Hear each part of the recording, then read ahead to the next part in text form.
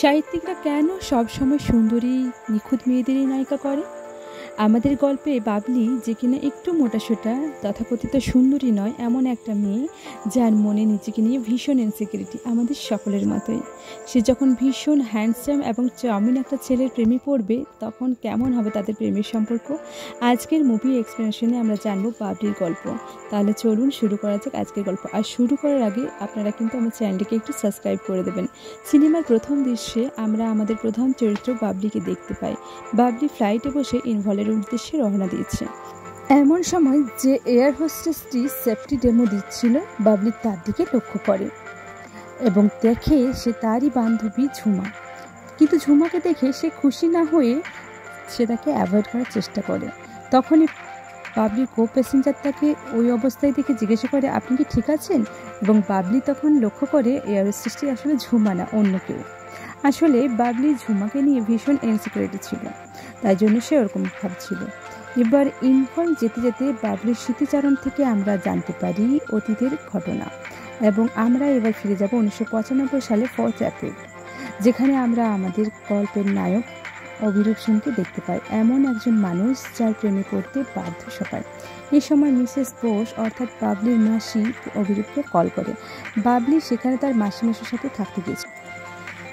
বাবলির মেশো অভিরূপের বস এবার Mrs Bose অভিরূপকে request করে যে আগামীকাল বেরিয়ে পরশুর মধ্যে বাবলিকে দিমাপুর পৌঁছে দেওয়ার জন্য। আসলে দুদিন পর দিল্লিতে বাবলির নতুন চাকরির জয়নিং, কিন্তু এয়ার ইন্ডিয়ান পাইলটরা স্ট্রাইকে গেছে, তার জন্য বাবলি যেতে পারছে না। কিন্তু তাকে তো যেতেই হবে, তাই অভিরূপ যদি বাবলিকে দিমাপুর পৌঁছে দেয়, তাহলে সেখান থেকে টিএসডিতে প্রাইভেট ফ্লাইটে করে সেখান থেকে কলকাতা চলে যেতে পারে। এবার কলকাতা পৌঁছে গেলে ফ্লাইটে করে দিল্লি। এবার অভিরূপ তো বসের কথা ফেলতে পারে না, এবং পরদিন সকাল হতে না হতে অভিরূপ গাড়ি নিয়ে হাজির হয়। এবার বাবলি এবং অভির প্রথমবারের মতো একে অপরের সাথে দেখা হয়। অভি বাবলিকে নমস্কার করলেও তার প্রতিরূপে সে কিন্তু কোনো নমস্কার করে না, কিন্তু আড়ালে আড়ালে অভিকে ঠিকই দেখতে থাকে। এখানে আমরা আরও একটা জিনিস জানতে পারি যে বাবলির মা ও বাবা মারা গেছে, সে তার কাকু কাকিমার কাছে দিল্লিতে মানুষ। যাওয়ার আগে বাবলির মাসি তাকে ওয়ার্ন করে দেয় যে তুই কিন্তু ওর সাথে একেবারে ঝগড়া করবি না, এবং তারপরে তাদের যাত্রা শুরু হয়। বাবলি আসলে একটু খামখেয়ালি ছেলে মানুষ গোছের ছিল। বাবলি হঠাৎই বলে ওঠে খুব চা তেষ্টা পাচ্ছে, এবং অভি বলে সামনেই একটি জায়গা আছে কাংপক্ষী, সেখানেই তারা নেমে গরমাগরম চা এবং সিঙ্গারা খাবে। কথা বলতে বলতেই তারা সেই চায়ের দোকানেও পৌঁছে যায়। আর বাবলি সিঙ্গারা বলে যে আমার কি সিঙ্গারা খাওয়া ঠিক হবে? আসলে সবাই বলে একটু স্লিম হতে, এই আর কি। অভি বলে আপনি কিন্তু এতটাও মোটা নয়। আসলে নিজের লুকস নিয়ে বাবলি বরাবর একটু কনসিয়াস ছিল। এমন সময় রাজীব লোচন নামে একজন লেখকের সাথে অভির দেখা হয়। তিনি বাসে করে কোহিমা যাচ্ছিলেন। এমন সময় বাবলি বলে, আপনি নিশ্চয়ই ওনাকে লিফট দেওয়ার কথা ভাবছেন, কিন্তু দেবেন না, একদম না করে দেবেন। আমার সাহিত্যিকদের একদম পছন্দ না। রাজীববাবু তাদের কাছে লিফট চান না, তিনি বাসে উঠে চলে যান। অভিরূপ এবং বাবলি আবার যাত্রা শুরু করে। অভি জিজ্ঞাসা করে, আপনার সাহিত্যিকদের এত পছন্দ নয় কেন? এবং বাবলি বলে, কোনো সাহিত্যিকরা তার মতো মোটা সোটা মেয়েদের নিয়ে গল্প লেখে না, তারা সবসময় ফিগারওয়ালা সুন্দরী মেয়েদের নিয়ে গল্প লেখে। অভি বলে, আপনার মোটাত্ব নিয়ে একটা ভীষণ অবজেকশন আছে তাই না? আপনি কিন্তু অতটাও মোটা না, আর দেখতেও বেশ। এবার তারা কোহিমা পৌঁছে যায়। কথা ছিল কোহিমায় এক রাত কাটিয়ে তারা পরের দিন দিমাপুরের উদ্দেশ্যে রওনা দেবে। এবার কোহিমা গেস্ট হাউসে রেস্ট নিতে নিতে ভাবে যে অভি খুবই ভালো একটা মানুষ, আর ভালো মানুষ পেয়ে বাবলি তাকে বেশি করে জ্বালাতন করছে। ফ্রেশ হয়ে বাবলি শাড়ি পরে বেরিয়ে আসে এবং ওখানে বাগান থেকে একটি গোলাপ ফুল ছিঁড়ে তার চুলে লাগায়। সে অভিকে বলে, নাগাল্যান্ডে এসেছি আর অথেন্টিক নাগা কুইজিন খাবো না, তা তো হয় না। অভি বলে, বাজারে এলাকায় নাগা খাবার ঠিকই পাওয়া যায়, কিন্তু সেখানে ভদ্রমহিলারা যান না। অভির এই কথা শুনে বাবলি বলে, আমি তো বলি না আমি ভদ্রমহিলা, আমি কেবল মহিলা। চলুন। অভি বলে, তাহলে বলুন কি খাবেন, সাপ খাবেন না ব্যাং খাবেন? বাবলি বলে, ব্যাং তো আমি আগেই খেয়েছি, আজকে সাপ খাবো। অভি তাকে যতই দেখছিল অবাক হয়ে যাচ্ছিল। এবার তারা বাজার এলাকায় গিয়ে ঝাল ঝাল নাগা খাবার খাওয়া দাওয়া করে। খাওয়া দাওয়ার পরে বাবলি আর হোটেলে ফিরতে চায় না। সে বলে, এখন দিমাপুরের উদ্দেশ্যে বেরিয়ে পড়ি। অভি তাকে বারবার সতর্ক করে, দেখুন পৌঁছতে কিন্তু রাত হয়ে যাবে। অভির গাড়িটাও পুরনো, মাঝ রাস্তায় কিছু হলে কিন্তু রিস্ক হয়ে যাবে। বাবলি তখন বলে, না না, কিচ্ছু হবে না, চলুন। Life is unpredictable. বাবলির খামখেয়ালিপনার সাথে অভি আর পেরে ওঠে না এবং তারা তখনই দিমাপুরের উদ্দেশ্যে রওনা দেয়। কিন্তু অভি যা ভয় পেয়েছিল তাই হয়।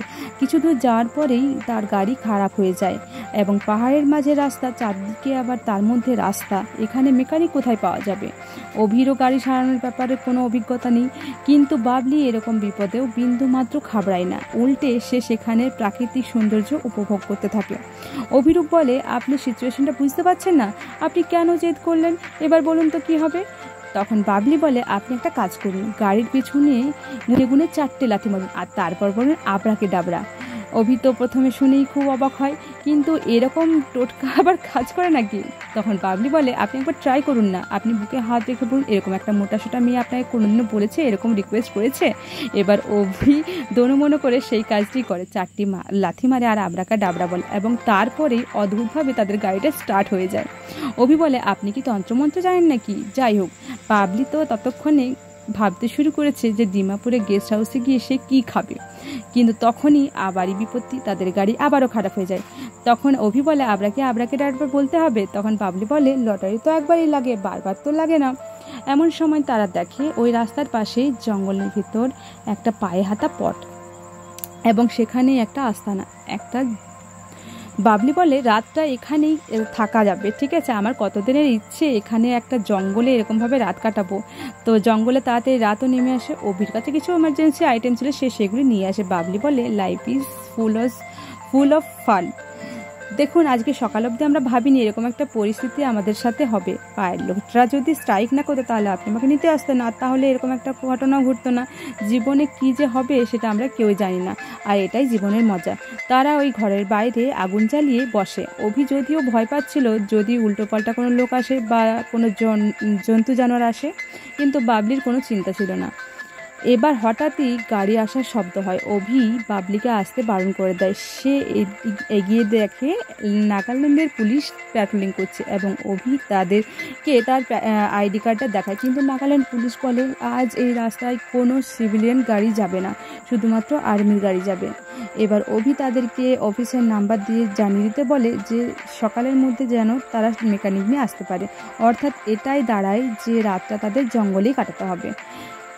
যাই হোক, অভি বলে যে আপনি ঘরের মধ্যে শুয়ে পড়ুন, আমি বাইরে এই ফায়ারের ধারে শুয়ে পড়ছি। এবার মাঝরাতে বাবলির ঘুম ভেঙে যায় এবং সে দেখে আগুন নিভে গেছে এবং অভি পুরো শীতে জমে গেছে এবং ঠকঠক করে কাঁপছে। সে অভিকে ডেকে তোলে এবং তার সাথে শুতে বলে। অভি কিন্তু একদমই রাজি হয় না, এটা কি করে সম্ভব।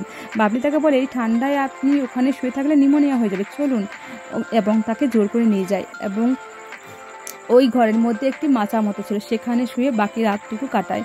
বাবলি তাকে পেছন থেকে জড়িয়ে ধরে এবং বলে, কাছাকাছি থাকুন, তাহলে শরীরে তাপ লাগবে। এবার স্বাভাবিকভাবে এই রাতের পর থেকে তাদের মধ্যে একটা সম্পর্ক তৈরি হয়। পরদিন অভি বাবলিকে ট্রেনে তুলে দেয়। বাবলি তাকে বলে, বড্ড ভালো মানুষ আপনি। অভি বলে, কি করে বুঝলেন? বাবলি বলে, বুঝেছি, কাল রাতে তাদের মধ্যে অনেক না বলা কথা থেকে যায়। তারা একে অপরকে যেতে দিতে চায় না, কিন্তু যেতে তো হবেই। সেই দিনের স্মৃতি নিয়ে অভি ফিরে আসে আর কলকাতা এয়ারপোর্টে নেমে বাবলির সাথে দেখা হয় ঝুমার। ঝুমা একজন এয়ার হোস্টেস, সে ভীষণ সুন্দরী এবং স্মার্ট। বাবলি তার সাথে দেখা হওয়ার পরে ঝুমা বলছে, তুই ভীষণ মোটা হয়েছিস। বাবলি বলে, আমি কোন দিনই বা তোর মতো সুন্দরী ছিলাম? এবং ঝুমাকে দেখি যে ঝুমার জন্য অনেক অনেক প্রেমিক, কিন্তু সে তাদেরকে পছন্দ করে না, পাত্তা দেয় না। এবার ঝুমা যাকে পছন্দ করে সে তার সাথে দেখা ঠিকই হয়েছে, কিন্তু সেভাবে আলাপ হয়নি। লাস্ট সামার তার সাথে কলকাতায় দেখা হয়েছিল। যেমন ভালো দেখতে, তেমনই সাঁতার কাটে, তেমনই ক্রিকেট খেলে, ইংলিশ গান গায় এবং কবিতাও লেখে। এবার বাবলি সেই মানুষটিকে দেখতে পায়, সেই ছবিটা ঝুমা তাকে দেখায় যে এটা তার অভিরূপের ছবি। কিন্তু এতে বাবলির খুব হিংসা হয় দেখে এবং বাবলি ইনভলভ যেতে যেতে এসব পুরনো কথা ভাবছিল। সে এসব হিংসুটমির কথা মাথা থেকে সরিয়ে দেয়, কারণ সেসব তো ছেলে মানসিক ছিল। সে তো জানে অভি তাকে ভালোবাসে। কিন্তু ইনফোনে এয়ারপোর্টে নেমে যে অভি এবং ঝুমা একসাথে, হিংসা এবং অভিমানের আগুন তার মধ্যে জ্বলে ওঠে। এবার আমরা আবার ঘটনা দেখতে পাই, আগের ঘটনা। বাবলি দিল্লি পৌঁছে যায়। কাকুর সাথে কথা বলতে বলতে জানতে পারে অভিরূপকে তার কাকু কাকিমা চেনে। অভিরূপ তার বন্ধুর ভাই। বাবলির কাকু বলে, অভি তো দারুণ ছেলে, লন্ডন থেকে সে পড়াশোনা করেছে, খুব ট্যালেন্টেড, কিন্তু কোনো অহংকার নেই। বাবলি এর পরপরই তার চাকরিতে জয়েন করে। এবার হঠাৎ করেই তার কাকু কাকিমা জানায় অভিরূপ তার একটা অফিসের সেমিনারের জন্য দিল্লি আসছে 2 মাস পরে, আগস্ট মাসে। এই খবর শুনে বাবলি তো খুবই খুশি হয় এবং তার কাকুকে বলে, আমায় একটু জিমে ভর্তি করে দাও তো। এবার সে শরীরচর্চা শুরু করে দেয়। ওদিকে অভিও তার কথা ভাবতে থাকে, এদিকে বাবলিও তার অপেক্ষা করতে থাকে। অভি যেদিন আসার কথা ছিল সেই দুদিন বাবলি ক্যাজুয়াল লিভ নিয়েছিল। অভি জানায় সেই দুদিন সে খুব ব্যস্ত, তার পরের দিন আসবে। কিন্তু সেই দিন অভি ফোন করে সে আসছে।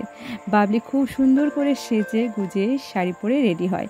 ওদিকে তার কাকু কাকিমাও বাড়িতে ছিল না, তাদের এক কলিগের সেরিব্রাল অ্যাটাক হয়েছিল, তাই তারা সেখানে গিয়েছিল। এবার অভি আসে, অভি নিয়ে আসে ফুলের তোড়া এবং একটি গিফটের বক্স। বাবলি বলে, কি খাবেন বলুন। অভি বলে, আমি এত দূর কি খাওয়া দাওয়ার জন্য ছুটে এলাম, শুধু একজনের পাশে বসে অনেকক্ষণের গল্প করার জন্য ছুটে এলাম। আজকের অভি আর সেদিনের মতো গোবেচারা ছিল না। তার কথায় বাবলি বারবার লজ্জা পাচ্ছিল। সে বাবলির ঘরে যায় এবং তার বাবা মা তার ছোটোবেলাকার ছবি দেখে। বাবলিকে বলে, এবার ইরফান আসো। বাবলি তাকে বলে, পুজোর সময় যাবে। কিছুক্ষণ পর অভি বলে, এবার তাকে ফিরতে হবে, নাহলে আমার বৌদি আমার মাথা ভাঙবে। বাবলি বলে, যা ইচ্ছা। অভি তাকে জিজ্ঞাসা করে, আপনার কি ইচ্ছা? বাবলি বলে, যে ইচ্ছে পূরণ হবার নয় তা রেখে কি লাভ। অভি তার হাত দুটি ধরে এবং হাতে চুমু খেয়ে বলে, আমার আপনাকে ভালো লেগেছে। পরদিনই হঠাৎ বাবলি তার কোনো একটা বান্ধবীর সাথে কথা বলছিল এবং সেই বান্ধবী জানায় ঝুমা 15 দিনে ইরফান যাচ্ছে, কোনো একটা ছেলের চক্কর রয়েছে মনে হয়। বাবলি আবারও জ্বলে ওঠে। সে অভির সাথে দেখা করে এবং বলে, আপনি কি ঝুমাকে চেনেন? ঝুমা বোস। অভি বলে, হ্যাঁ, একবার দেখা হয়েছিল, কিন্তু সেভাবে আলাপ হয়নি। বাবলি বলে, জানেন আপনার ফটো সে ব্যাগে নিয়ে ঘোরে। কিন্তু অভি সেটা নিয়ে এতটা মাথা ঘামায় না, কিন্তু বাবলি রাগ করে সেখানে না খেয়ে চলে যায়। এবার ইরফান ফিরে যাওয়ার আগে অভির নিমন্ত্রণ ছিল বাবলির বাড়িতে। বাবলি কথায় কথায় তাকে বলে যে তার আর চাকরি করার ইচ্ছে নেই, কারণ চাকরিতে নানা রকম অসুবিধা হচ্ছিল। সে সৎ থাকতে চাইছিল, কিন্তু তাকে থাকতে দেওয়া হচ্ছিল না। বাবলি বলে, একটা লেখায় পড়েছিলাম, আর্ট অফ লিভ, একটা গৃহিণীর কাজ কোনো একটা চাকরিরতার থেকে কম নয়। আমি একজন হাউসওয়াইফ হতে চাই। এবং বাবলি তাকে জিজ্ঞাসা করে, সেদিন ওই আবরাকাডাবরা ব্যাপারটাতে আপনি বিশ্বাস করেছিলেন? অভি বলে যে আপনার নিজেকে নিয়ে প্রচণ্ড গর্ব আছে, সেদিন আমাকে হেনস্থা করে খুব মজা পাচ্ছিলেন, আর সেই মজাটাই আমি নষ্ট করতে চাই না। অর্থাৎ আমরা বুঝতে পারি যে সেই দিনকে অভিকে আমরা যেভাবে দেখেছিলাম গোবেচারা বোকা মানুষ, সে সেরকম না, সেও বাবলির ছেলে মানুষের খেলে বুঝতেই পেরেছিল। এবার ডিনারের পর অভি বলে একটা ট্যাক্সি ডেকে দিতে, যাতে সে বাড়ি যেতে পারে। কিন্তু বাবলির কাকু বলে, ট্যাক্সি ডাকবো কেন, বাবলি ছেড়ে দিয়ে আসবে। এবার বৃষ্টির রাতে বাবলি অভিকে ড্রপ করতে যায়। অভি হঠাৎই বলে যে গাড়ি দাঁড় করান এবং তাদের মধ্যে একটা ঘনিষ্ঠ মুহূর্ত সৃষ্টি হয়, তারা কিস করে। বাবলি তাকে কথা দেয় যে পুজোর সময় সে ইনভলভ আসবে, আর সেই কথা রাখতে সে এখানে হাজির হয়। কিন্তু এখানে এসে অভির সাথে ঝুমাকে দেখে সে ভুল ধারণা করে ফেলে এবং লুকিয়ে ফেলে। কিন্তু ঝুমা তাকে দেখতে পেয়ে যায়। সে তাকে দেখতে পেয়ে বলে ওঠে, কংগ্রাচুলেশনস, তুই খুব লাকি। অভিদা আমাকে তোর ব্যাপারে সব বলেছে, তুই তো আগেই আমাকে বলবি, তাহলে তো এত ভুল বোঝাবুঝি হয় না। অভি বলে, বাবলি যখন এসেই গেছে ঝুমা, তখন তাহলে আর হোটেল না থাকে, একেবারে আমার বাড়ি চলে এসো, 2 বান্ধবী অনেক দিন পর একসাথে থাকবে। কিন্তু ঝুমা তাতে রাজি হয় না, কারণ সে বুঝতেই পারছিল বাবলি তার উপস্থিতি পছন্দ করে। বাবলিও বলে, ঝুমা থাকলে ভালোই লাগবে, কিন্তু মনে হয় না খুব একটা কমফোর্টেবল হবে, ওকে জোর করা ঠিক হবে না। ঝুমাকে হোটেল নামিয়ে দেয়।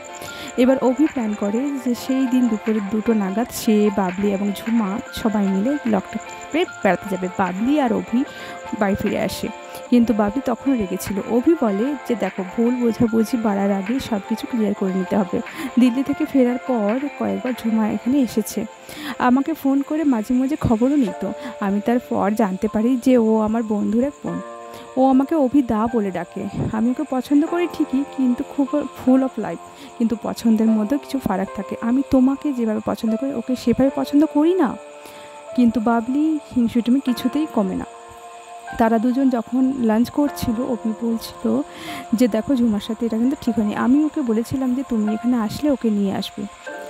তাছাড়া তোমার ছোটোবেলার বন্ধু হঠাৎ করে বাপি বলে, তুমি যোকে চেনো, চিঠিতে তো আমাকে জানাওনি। অভি এবার বিরক্ত হয় যে তোমাকে এত কথা বোঝালাম তারপরেও। বাবলি বলে, আমি যদি জানতাম ঝুমা আসবে আমি আসতাম না। অভি বলে, তাহলে কি চলে যেতে বলবো? এবার বাবলি বলে, তুমি বলবে কেন? ওর যদি আত্মসম্মান থাকে তাহলে ও নিজেই চলে যাবে। অভি বাবলির এমন কথা শুনে ভীষণ ডিসঅ্যাপয়েন্টেড হয়। সে বলে, দেখো আমি ওকে ডেকে পাঠিয়েছি, ও আমার অতিথি, আমি কেন ওর কাছে ছোট হব বলো তো? আর তখনই আমার কথা হয়েছে তোমার ব্যাপারই হয়েছে। ও সবসময় তোমার ব্যাপারে প্রশংসাই করেছে, আর তুমি যখন থেকে ও এসছে তুমি ওর সাথে কেমন ব্যবহার করছো? তাহলে চলো ঠিক আছে, তুমি থাকো, আমি হোটেলে যাচ্ছি। কিন্তু বাবলি বলে, না তুমি যাবে না। তুমি জানো ও কত বাজে মেয়ে, ও কত জনের জীবন নষ্ট করেছে, ওর জন্য কত ছেলে আত্মহত্যা করেছে, কিচ্ছু জানো না তুমি ওর সম্বন্ধে। কুচক্রী মেয়ে একটা, এখন এসেছে আমার জীবন সর্বনাশ করতে। অভি তার পাশে বসে এবং তার হাত ধরে সান্ত্বনা দেয়। এবার তার আর লকটাক লেকের উদ্দেশ্যে বেরিয়ে পড়ে। তো ঝুমার হোটেলে যখন তারা যায় তখন দেখে ঝুমা তাদের জন্য একটা নোট রেখে গেছে। তাতে সে লিখেছে সে কোনো একটা বিশেষ কাজে ব্যস্ত, তাই সে যেতে পারবে না। তবে এই নোটটা দেখে বাবলি খুব খুশি হয় এবং বলে, ছিঁড়ে ফেলুন। এবং তারা আবার সেই লকটাক লেকে অপরূপ সৌন্দর্য উপভোগ করে এবং তার সামনে একটা গেস্ট হাউসে থেকে যায়। তাদের মধ্যে সবই ঠিক ছিল। হঠাৎ করে বাবলি আবারও ঝুমার কথা তুলে। তখন অভিরূপ এবার চুপ থাকতে পারে না, সে চেঁচিয়ে ওঠে বলে, তুমি আবার ঝুমার কথা বলছো? তুমি তো অবসেসড হয়ে গেছো ঝুমার ব্যাপারে।